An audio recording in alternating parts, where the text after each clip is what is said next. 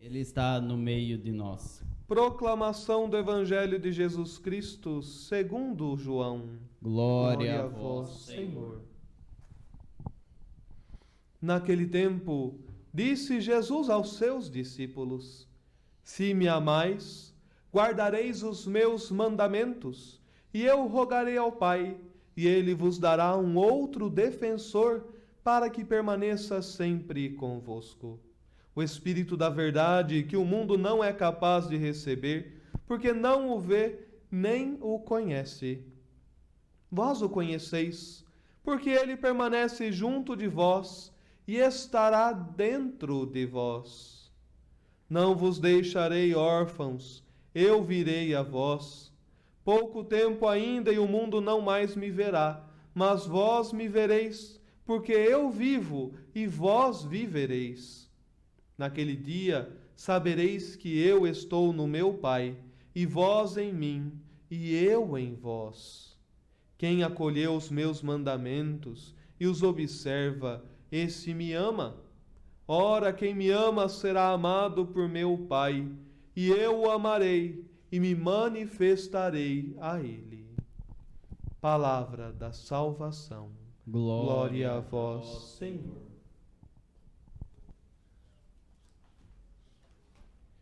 Amados irmãos e irmãs, continuamos trilhando o nosso caminho pascal, nosso itinerário pascal, rumo à ascensão do Senhor e ao Pentecostes.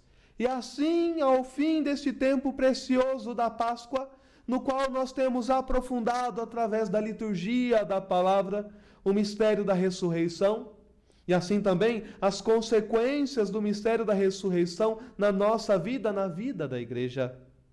Desde este domingo, amados irmãos, a liturgia já começa a apontar para o mistério do Espírito Santo, que é Deus em nós, Deus dentro de cada um de nós, vivendo conosco, nosso defensor. Esse mesmo Espírito Santo é quem impulsiona a igreja, impulsiona a sair de Jerusalém, a ir para toda a Judéia, para a Samaria e assim também até os fins do mundo. Ouvimos isto na primeira leitura. Filipe, um dos 7 diáconos constituído pelos apóstolos, ele vai até Samaria.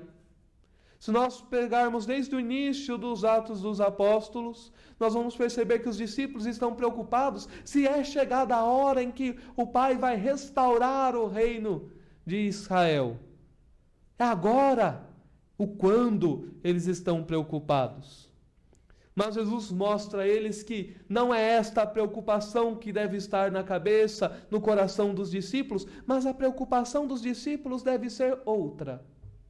Jesus vai dizer a eles: recebereis uma força, a do Espírito Santo, que descerá sobre vós, e sereis minhas testemunhas em Jerusalém, em toda a Judéia, na Samaria e até os confins da terra. Filipe, cheio do Espírito, é impulsionado a ir a Samaria. Também por conta da perseguição, afinal, os discípulos, ou aqueles que aderiram ao Senhor, acabaram se dispersando por todos os cantos a partir da perseguição a qual Estevão foi morto. Mas não desanimaram da fé. Pelo contrário, com a dispersão, difundiu-se o cristianismo, pois aqueles que saíram de Jerusalém foram anunciar aonde estavam a boa nova. E Filipe anuncia a boa nova aos samaritanos, que já haviam acolhido Jesus no outro momento. Se nós pararmos para relembrar, Jesus foi até a Samaria e ali ele foi bem acolhido. Ali, diante da samaritana, ele vai falar da água viva que ela pediria a ele se soubesse com quem falava. Assim, Jesus vai primeiro ao lugar onde a igreja vai depois. Não há lugar em que a igreja vá que o Senhor já não tenha ido primeiro. Não somos nós que preparamos o caminho para o Senhor, mas é o Senhor quem prepara o caminho para a igreja, é o Senhor que nos antecipa e prepara o terreno para onde vamos. Ele prepara o lugar para nós. Ele é que sempre se antecipa. Pedro e João vão lá também, para confirmar aqueles que aderiram ao Senhor, que haviam recebido o batismo por Filipe, confirmando-os com o Espírito Santo, para que possam eles viver plenamente aquilo que eles acreditaram, o Evangelho de nosso Senhor. E o Evangelho de hoje nos fala desta promessa. No centro deste Evangelho que nós ouvimos, se encontra uma frase, lembrando que nós estamos aqui no meio do discurso de Jesus, o qual ele está se despedindo dos apóstolos. É o discurso que nós ouvimos durante toda esta semana, no qual Jesus, na sua última ceia, está fazendo o seu testamento espiritual, está dando o seu discurso de despedida aos discípulos, dando suas últimas recomendações, e no meio deste discurso nós encontramos, a véspera da paixão, nós encontramos este evangelho que ouvimos, e esta frase que o Senhor nos fala e que devemos agarrá-la com toda a força do nosso coração. Jesus vai dizer aos discípulos: não vos deixareis órfãos. Nos agarremos a esta promessa. O Senhor não nos deixa órfãos. O Senhor não nos abandona. Assim, se nós voltarmos ao início deste discurso, vamos lembrar daquela frase de Jesus: não se perturbe o vosso coração. Tendes fé em Deus, tende fé em mim. Não vos deixareis órfãos. Não podemos nos inquietar, amados irmãos. O Senhor não nos abandona, não nos deixa órfãos. Aliás, o Senhor nunca nos abandonou. Ele é o nosso apoio. Ele está ao nosso lado. E mais que isso, Ele está em nós. Para que não nos sintamos órfãos, para que não nos sintamos jamais abandonados, é que o Senhor nos faz esta promessa que consola. Ele nos envia o outro defensor, um paráclitos, em grego, que em primeiro lugar significa ajuda ou apoio, aquele que estará em nós. Assim também lembramos daquela profecia de Ezequiel, quando Ezequiel diz: porei em vós o meu espírito para que vivais. Tirarei de vós o coração de pedra e vos darei um coração de carne. Esta profecia se cumpre em Jesus Cristo que, subindo ao céu, subindo ao Pai, envia-nos o Espírito que vem habitar o nosso coração. O Espírito que nos é dado para que vivamos, para que não nos sintamos abandonados e deixados de lado, mas para que o nosso coração se transforme naquele que nós recebemos por ação de Deus. Ele habita o nosso coração. O Espírito nos é dado para que sintamos a verdadeira ajuda, o apoio de Deus. Apoio para quê? Para podermos viver o Evangelho, para colocá-lo em prática na nossa vida, para que o Espírito venha ao nosso encontro. Vos darei outro defensor, e esse defensor nos ensinará tudo, nos relembrará tudo.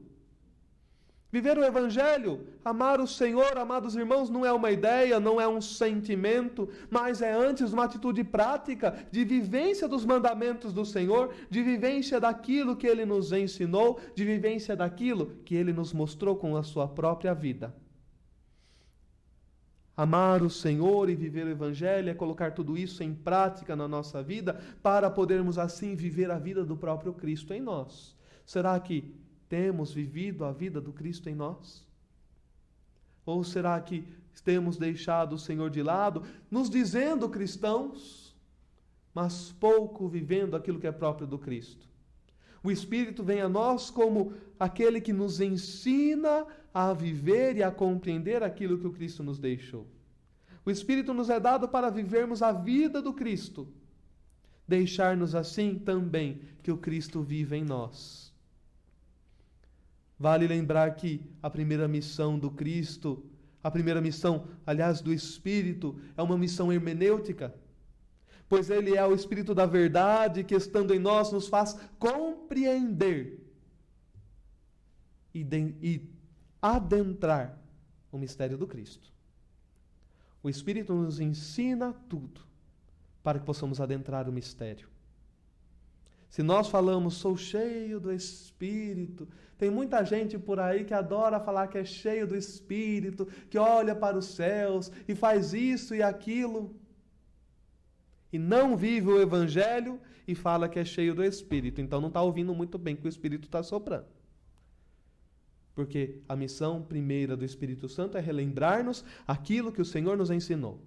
A missão primeira do Espírito é impulsionar-nos à missão. Olha o que fez com Filipe. Filipe na Samaria anunciou bravamente o Evangelho. E ali todos se converteram e foram batizados. A missão do Espírito é mostrar-nos aquilo que Jesus nos ensinou.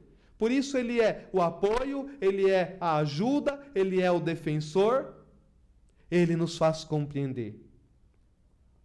Assim também o Espírito nos ajuda a compreender que a palavra do Senhor, o Evangelho, não é coisa do passado, mas é palavra atual. Pois faz com que a palavra do Senhor tenha sentido para a nossa vida e dê também sentido à nossa existência. Peçamos a Deus, amados irmãos, a graça que o Espírito transforme a nosso coração, transforme a nossa vida para vivermos em Cristo e para assim permitirmos que o Cristo viva em cada um de nós. Que assim nunca nos sintamos sós, amados irmãos. Que nunca nos sintamos fracos. Mesmo quando ninguém olhar por nós, mesmo quando ninguém estiver por nós, saibamos que o Espírito Santo está conosco, Ele é nosso defensor, Ele é nossa força, é nele que devemos nos apoiar, pois é Ele quem é nosso apoio, nosso defensor. Que nos apoiemos no Espírito, que habita em cada um de nós. Que nos deixemos consolar por Ele. Ainda que neste mundo tudo seja muito passageiro, a força, o consolo do Espírito Santo não passam, estão em nós até o dia em que alcançaremos a plenitude junto dos céus. Que o Espírito Santo console o nosso coração, transforme a nossa vida, nos impulsione à missão. Que nunca percamos isto de vista, que nunca deixemos de lado a missão que o Senhor nos concedeu, dando-nos a força necessária para que possamos vivê-la. A força do Espírito, o outro defensor que habita em cada um de nós. Ele habita o nosso coração, como o Senhor nos prometeu no Evangelho. Tenhamos essa certeza, esta força, e que o Senhor nos conceda a graça de vivermos nesta plenitude da graça do Espírito que habita em nós e nos impulsiona. Assim seja.